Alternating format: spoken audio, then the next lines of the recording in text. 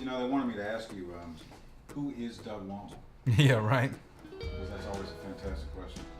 Oh God, they didn't really, did they? They did. Are you serious? I'm serious. Who is Doug Wamble? What would you say? If somebody asked, what would you Next say? question. No, what would you say? Who am I? I don't know. I'm a musician.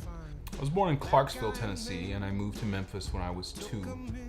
And Memphis has always been my home, and it's always where I say I'm from. Music was always just around wherever you went, and you were always running into people who had some sort of connection to Memphis's glory days. Blues music, R&B, country music. There was like an indie rock scene. There were some bands I was really into back in the day. So on this record, more than anything that I've ever done, it picks up on my Memphis roots. Memphis is cool. Anyway, next question.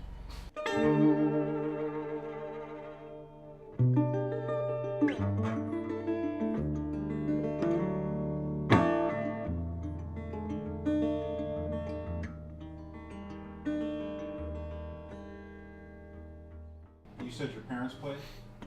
My dad played a little guitar. My mom played piano and she was also a songwriter. You know, she was really into the sort of the country music of the 70s and 80s. That was kind of her favorite stuff. My granddad played guitar and sang, and he would sing cowboy songs and church hymns. And no one was a professional musician. It wasn't even considered a viable career choice. And not sure that it still is, but every time the door opened, we were at church. You know, our church was just a very small Southern Baptist church. Music was pretty square. You know, I went to church with a friend of mine when I was a kid, the Boston Baptist Church with the Reverend Oris Mays, which was a televised church in Memphis. It was a very different experience. You had organ, drums, tambourine. I remember, you know, seeing a sermon about, you know, Jesus raising Lazarus from the dead. And as he's told the story and preached his sermon about that story, he gets to the end, he's like, you know, starts incorporating song into it. And Jesus called Lazarus, and then the organ's like, rah! Said, Lazarus, rise up, rah! And then the choir joins in, the whole thing. We didn't do that in my church. My church was like, what a friend we have in Jesus.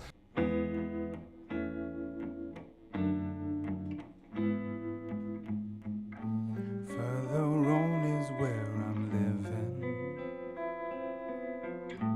Looking back, I cannot see. See, now, you came to New York, you played with Wynton Marsalis, is that right? Yes, he definitely was the prime influence in my musical life for very many years. He's the greatest trumpet player alive, and every time I get to work with him, it's a joy, and I've always just had a tremendous amount of respect for him. I have to get you to do Wynton's voice. See, what you have to understand about this voice is that when I speak in this voice, that means that it's serious and it's purely American. It's dealing with the democracy and the nobility of purpose that exists with the human condition here in America, bro. Yes. You like that? Lee Townsend is someone who I've been aware of for a very long time, being a jazz guitar player in the 90s. Lee produced some of the best records of that whole era.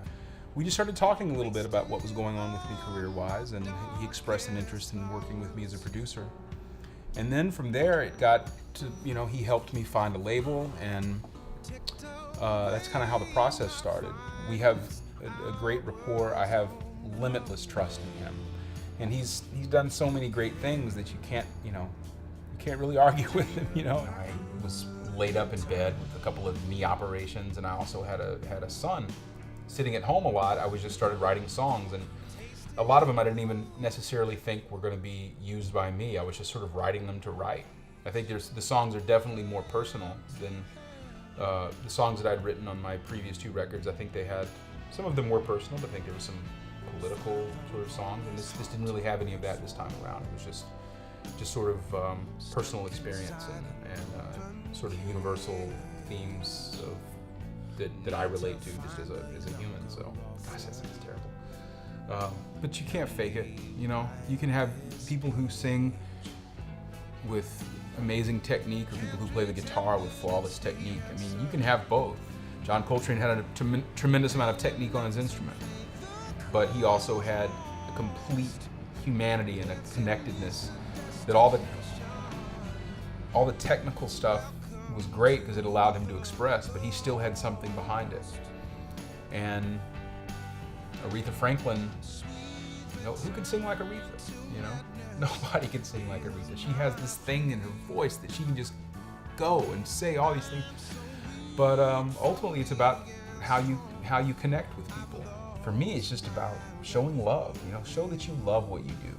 So I love to play my guitar. I love to sing, and I love to write music. I mean, nothing else does that for me.